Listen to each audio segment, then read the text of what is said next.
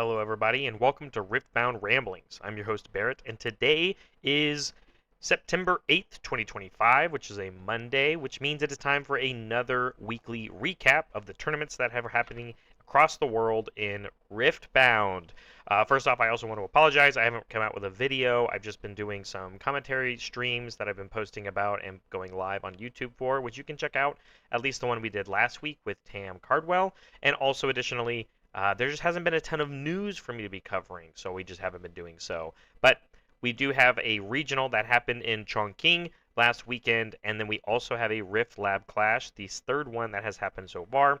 So we're going to go over the decks that were undefeated in the Riftlab Clash, as well as the top 8 for Chongqing regional and the tournament breakdown. But first, we do want to talk about something that did come out on social media for us today, which was a post from the Riot Games YouTube channel that you can see on the right, which is what they call their Super Art Power Hour. This is their 10th episode, but today they picked one of their featured artists that they've asked to do a Riftbound card art instead of doing like a splash art or a skin art or something like that.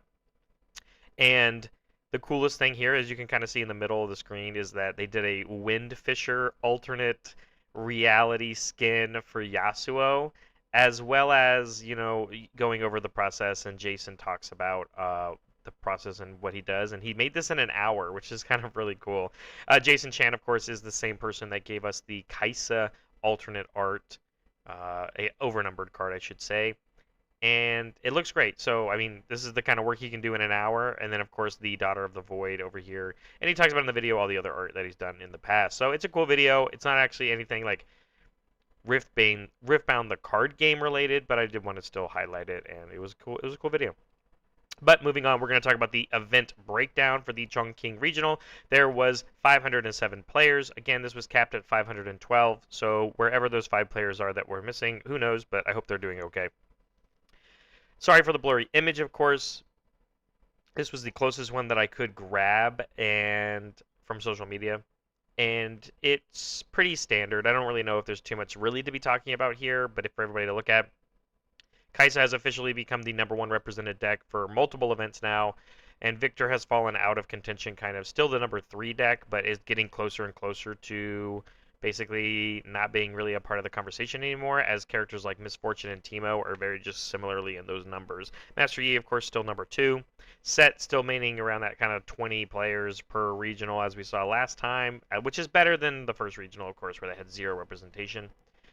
Volibear, Lee Sin, seeing some good numbers this time. Annie, Ari, Jinx, Darius, Lux, Yasuo, Leona, and a single Garen, of course, which is still pretty cool because out of all the 16 playable characters, at least all of them are represented by one person, so that's kind of cool. Moving on to the top 64, or day 2, I have the much higher resolution graphic for the decks that made it into day 2, and this looks a lot healthier, at least in my opinion, from what we saw last weekend. But of course, Kaisa still being #1, Yi still being #2, and the coolest thing about this photo right now is that Miss Fortune being #3 is really awesome, because I think that deck is very different to watch and to play against or as. And 6 of them making it to top cuts here, 10% of it being is pretty good for them. When we talk about the conversion rates, I did go ahead and put them all over here. So this is based off of how many people participated in the tournament playing those characters and how many of those people converted to this day 2. So 14% Kaisa, 18% Yi, 15% Miss Fortune. That's kind of, I think, the healthier numbers you want to be if you think your character is going to be worth playing. Teemo at 10%, a little weaker. Victor still remaining on the lower percentage, and that's even with less people locking Victor in. 5%, which by the way is a 1% increase than the previous event.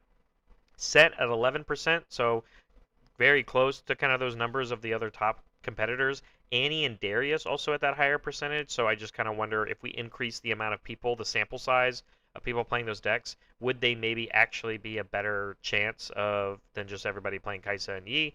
And then, of course, Lux at 33% is really cool because there was only 3 of them in the entire tournament, and one of them did convert to a top cut, which is really cool.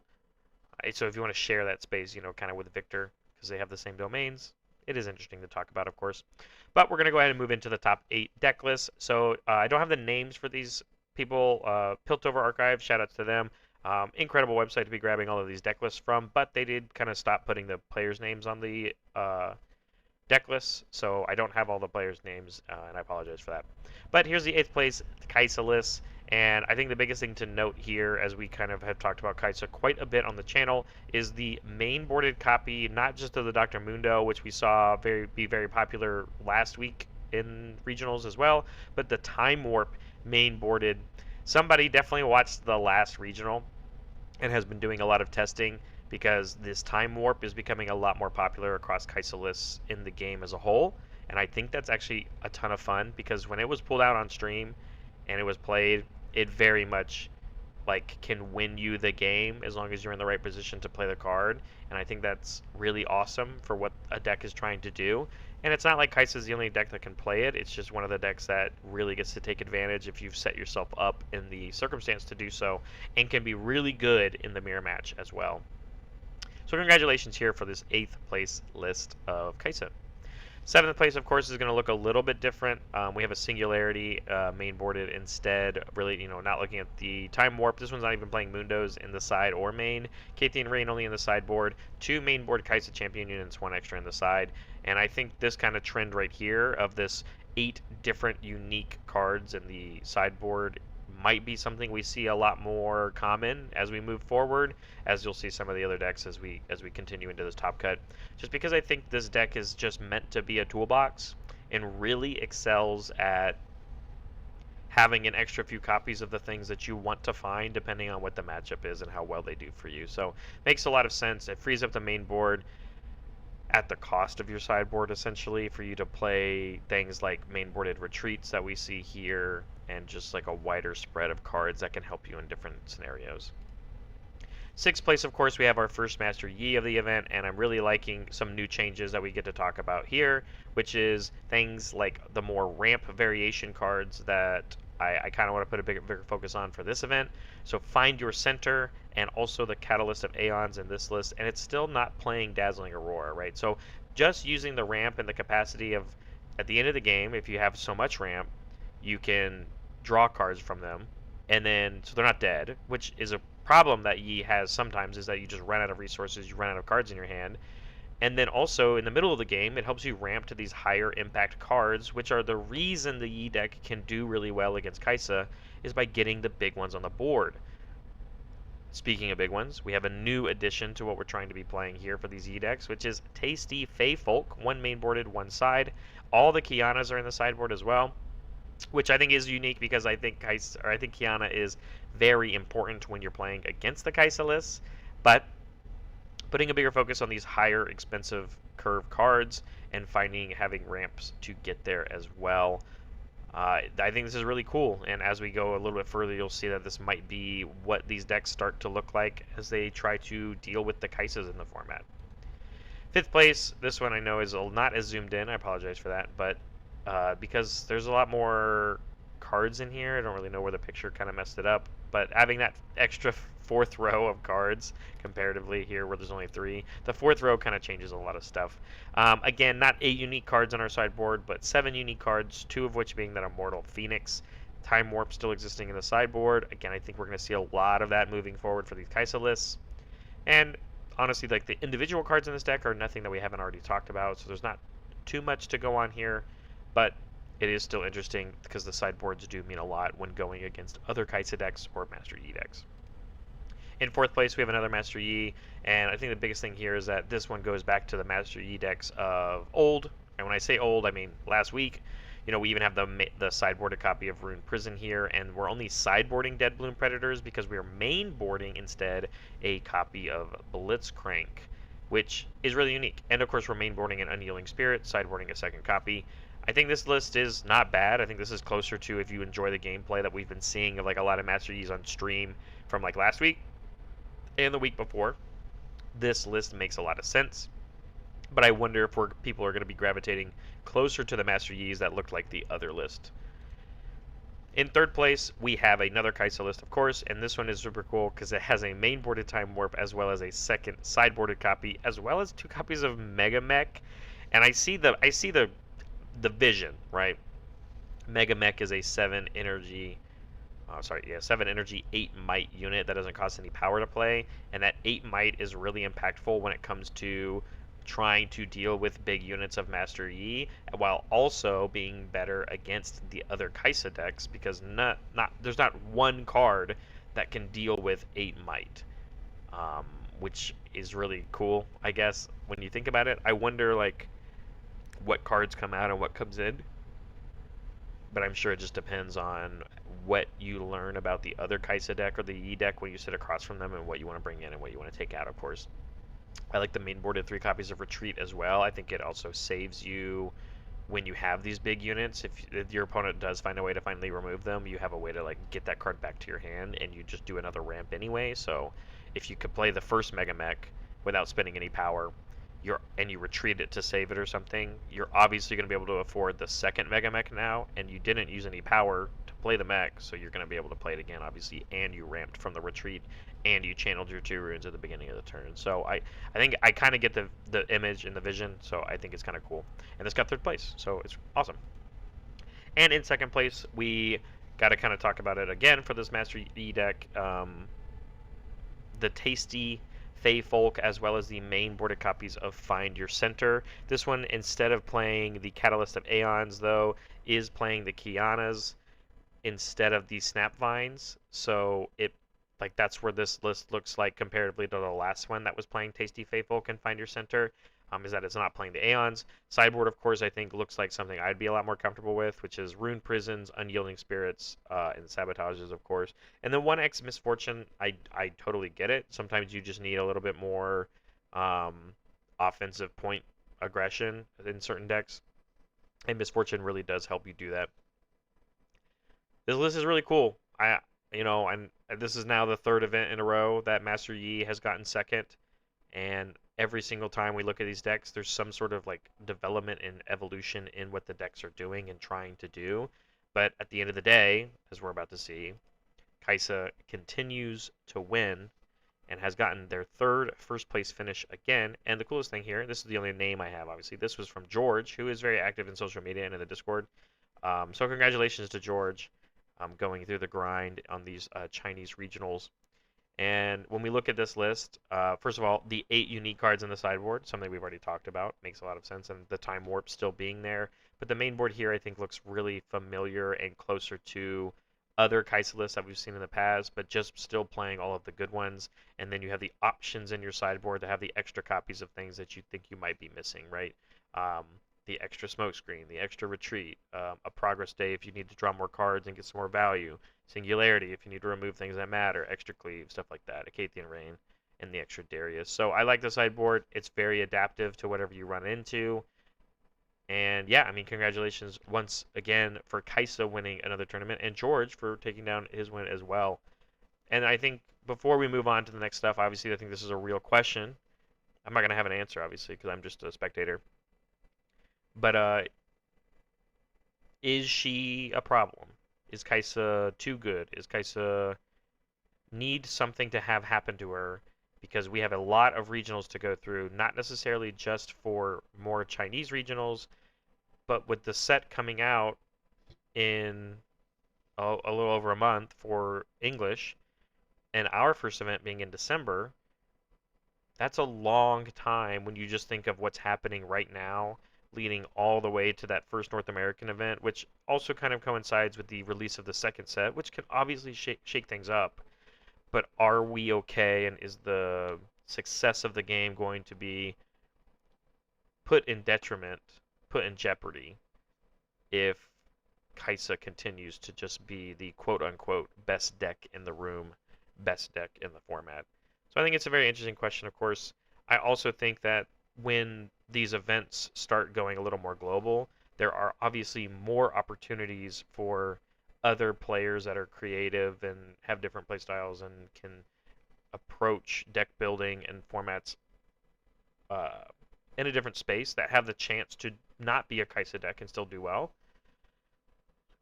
But the inverse of that could also be true, which is it just presenting an opportunity for more people to play Kaisa and show even more success for this character and maybe being a problem for the game? So I think it's something interesting. I enjoy the Kaisa play loop, even though I don't play her myself. I play a lot of Set. I like him a lot. And I do think even characters like Set can compete against the Master Yis and the Kaises of the world, but the reality is that that's not what the regional results are showing us. So I just think it's something to keep in mind. Moving on, though, we are going to talk about the Riftlab Clash #3. And this one I do have names of players, of course. And the only thing I want to note as well is that if you go look on Piltover Archive, there's 5 decks that went undefeated. This is a 67-player event. And then they just cut it after a certain amount of rounds, and they grab all the undefeated decks, and that's what they put up, which makes sense. It's like, locals, casual play. And then there's a 5th deck, though, on Piltover Archive. And I didn't put it up here because it is literally just the deck that won the Beijing regional, and it doesn't have a name attached to it. It's like just literally copy and paste the Beijing Kaisa list. So don't have that one here, but I do have these ones that have other players' names, and they are a little different for us to talk about. So this is from Diamond Hat, who went undefeated this past week, and he's playing a copy of Unchecked Power in his deck. And I kind of had this idea of like, is Unchecked Power like almost better sometimes than a Cathian Rain, because of it being like the same idea of trying to wipe off a lot of things on the board, but Unchecked Power gets around Deflect is kind of the biggest thing. But I don't know. And also here like the Bryn here Thunder Songs in the sideboard, also the Time Warp still being in the sideboard. I like this a lot. But the reality is that you can't play them all. But this deck is really cool, and I like what this is doing, and I wonder if the Unchecked Power actually mattered a lot in some matchups. Another deck we got here is Darius, which is really fun to talk about.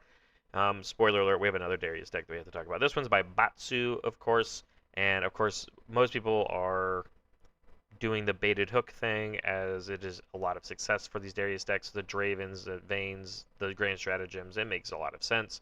We've seen this be successful for Dariuses of the past. Again, not seeing a lot of the success, at least in the Chinese regionals, but it is still something that we're seeing be successful for people that are playing Darius as their legend. So congratulations to Batsu for doing really well. And as we talk about this next one, this is from Ganzi Tracks, and I apologize also for the people that did well that have done well repeatedly. I did not put your records on this event, as I'm kind of recovering from being sick, so I kind of rushed this one out, so I apologize. But Ganzi Tracks playing a very similar list, and the idea, I think literally the only biggest difference between these two decks are the sideboards. And if you even go read Batsu's deck list on Piltover Archive, you can see where he talks about like what he cares about in the sideboard and what comes in the Kaisa / Master Yi / Aurora Dazzling Aurora matchups. So I think that is important when you think and you look at these decks and look at the sideboards. So because people have game plans. If you're not playing Kaiser or Yi, you have to have game plans against them. And I think both of these players for sure have that. And then, of course, the other crazy one that we want to talk about is Prismaticism. I'm a big fan of the player Prismaticism because they always continue to play a different deck, it feels like, every time I look at the stuff that they do. And this time they played Annie, the Dark Child, which is so fun because this is another Proving Grounds character that is, or legend, that is having success, at least from Prismaticism here. I think they've even played Lux before and had success. And this is just really cool. A lot of removal, a lot of bigger units that could get on the board. And you really like, obviously, the high focus on cards that cost 2 or less, because at the end of your turn, you get to ready 2 runes. So it makes a lot of sense that your cards should cost 2, so you can always, hopefully, guarantee to play at least 1 card on your opponent's turn. So it makes a lot of sense. Obviously, it hints, and I can see the Dreaming Tree is why it's here. It's almost always live if you can take over a battlefield and you can play a card like a flash onto your own unit. And yeah, I think that's really awesome or cool. Or like a fight or flight, of course. So this is a really cool list, and I really like how this one went. I wonder how it does in like the grand scheme of things, or like how many Master Yis we played against, obviously. But this list is very cool. And congratulations to Prismaticism. But everybody, that is going to be the end of this week's recap. Of course, this was a longer one. We had 2 events to talk about, and I kind of rambled a little bit like I normally do. That's the name of the channel, of course. But if you like this video, go ahead and give it a like, and make sure you subscribe to the channel so you never miss a video, or even when I go live and do some commentary with my friend Tam, doing some getting our Riftbound casting chops up a little bit better. And also, of course, comment down below. Let me know what you think. I think this is now a real time to start talking about, is there a world where a ban list or erratas or something happens to not just Kaisa? I'd say that Master Yi is also still also on that list of, if we want the game to look and feel more diverse, are those decks and the tools that those decks have access to just too powerful? I'd love to hear what you guys have to say about that, so give me a comment down below. Anyway, thanks so much for watching this one, and we will see you in the next one. Thanks.